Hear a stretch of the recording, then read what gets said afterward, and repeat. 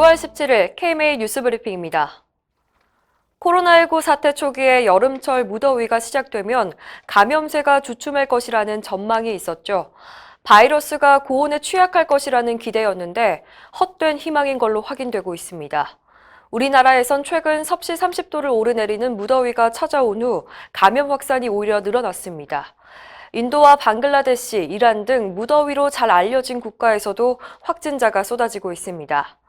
섭씨 40도가 넘는 인도에선 최근 들어 확진자가 3배 이상 증가했고 방글라데시 누적 확진자는 중국을 초월했습니다. 이란 역시 이달 초 하루에 3,000명씩 확진자가 발생했습니다.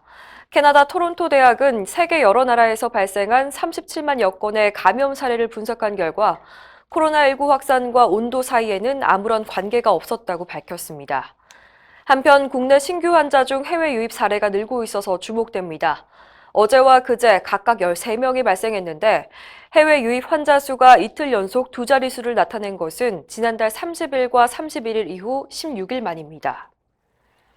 수도권을 중심으로 코로나19 확산세가 꺼지지 않으면서 이대로면 서울과 경기, 인천 지역에서 중환자 치료용 병상을 구하기 힘들어질 것이라는 우려가 나오고 있습니다.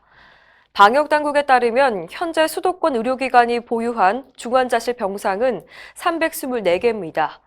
이 가운데 코로나19 환자가 입원 가능한 병상은 52개에 불과합니다. 중증으로 악화할 가능성이 높은 고령 환자 비중이 높다는 점을 고려하면 넉넉한 상황이 아닙니다. 전문가들은 병상을 효율적으로 활용해야 한다고 지적합니다. 김남중 서울대병원 감염내과 교수는 퇴원 기준을 현실성 있게 바꿔서 별다른 증상이 없는 환자들은 빨리 퇴원시켜야 한다고 밝혔습니다. 기대를 모았던 국내 코로나 백신과 치료제 개발이 난항을 겪고 있다는 소식입니다. 식품의약품안전처에 따르면 현재 치료제 12건, 백신 2건, 합쳐서 14건의 임상시험이 진행 중입니다. 하지만 지난 3월 렘데시비르 효과를 규명한 서울대병원 오명돈 교수의 시험 말고는 비슷한 시기에 진행된 임상시험은 결과를 내지 못하고 있습니다.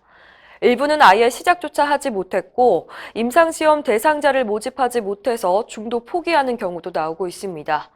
실제로 빅5 중 하나인 대형 병원이 주도한 약물 재창출 임상시험은 3월에 시작했지만 대상 환자 150명 목표를 절반도 채우지 못해서 조기 종료했습니다. 한 대학병원 감염내과 교수는 보통 임상시험은 설계부터 환자군 모집, 진행까지 몇 년이 소요가 되는데 코로나 사태에 모두 빠른 성과를 기대해서 실망도 큰 것 같다고 말했습니다. 의사들이 원격 의료에 반대하는 이유는 돈 때문이다. 장관이 이런 취지의 말을 해서 의료계 반응이 차갑습니다. 최근 박능후 보건복지부 장관은 비대면 원격 진료 확대가 불가피하다며 의료계가 반대하는 이유는 동네 의원의 환자가 줄어들 거라는 생각 때문이라고 말했습니다. 그러면서 원격 진료의 주된 수익자가 개원이가 되도록 설정했다며 의료계의 참여를 요구했습니다.